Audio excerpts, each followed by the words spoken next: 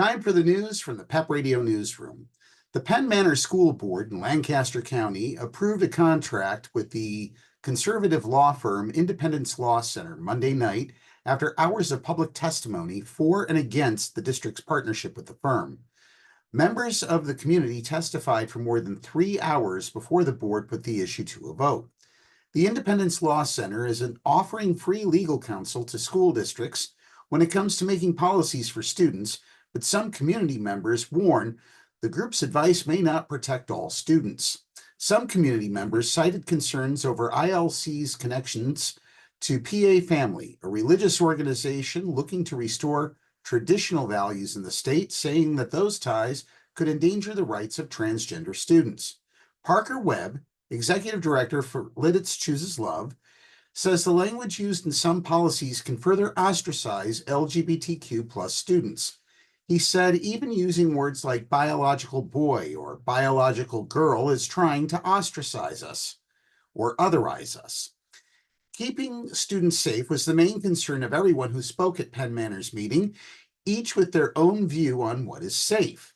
While the issue is inciting controversy within the community, the Law Center would not be writing the policies for the school system. That gave some residents hope that members of the board will use their best judgment to ensure that all students are protected no matter the policy or their identity. After hours-long testimony and more than 100 emails to board members on Monday alone, raising concerns about the agenda item, the board voted 5-4 in favor of working with ILC. In other news, a Reading-based LGBTQ organization serving Lancaster County has closed its satellite location in Columbia.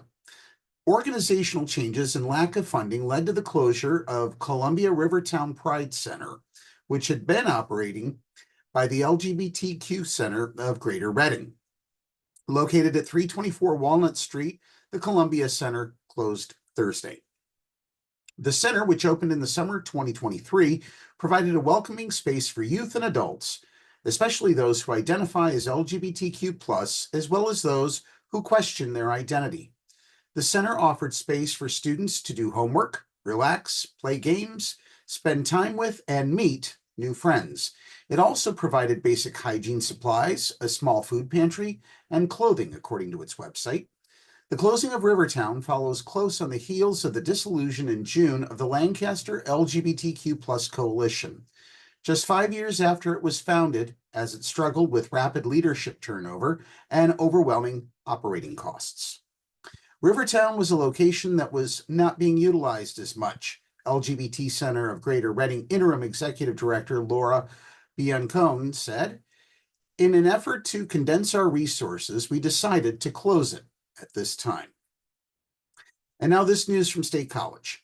Borough Council on Monday unanimously adopted a resolution declaring State College a sanctuary city for transgender people with protections for those who seek gender-affirming care, including transgender and non-binary youth and their families who flee from other states.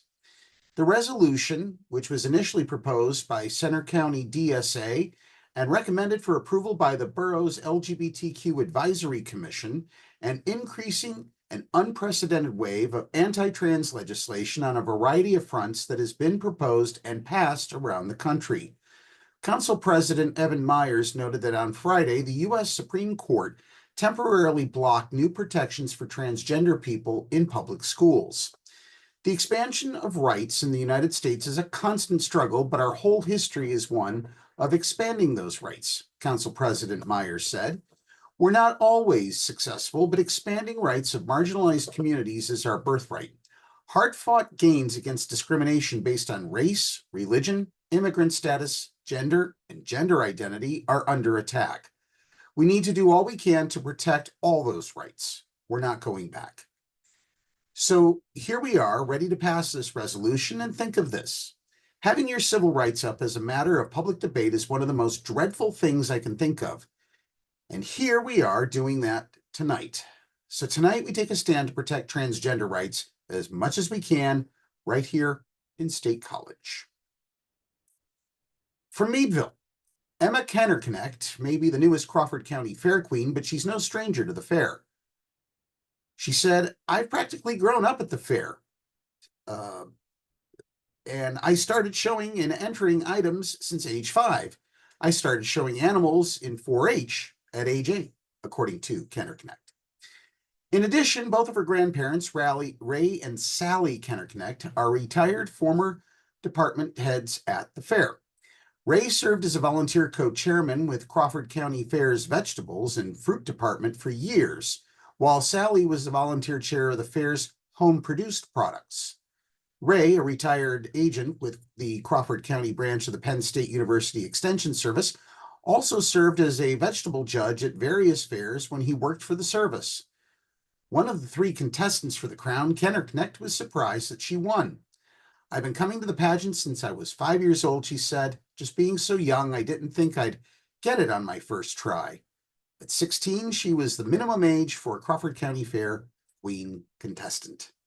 Contestants also must be no older than age 20 by June 1st of the contest year. However, KennerConnect is no stranger to being a royal, having served as the Pennsylvania State Rabbit Breeders Association's 2023 Rabbit Queen. Congratulations to Emma, and we hope that everything in State College works out just fine, as they have become a new sanctuary city for the transgender community.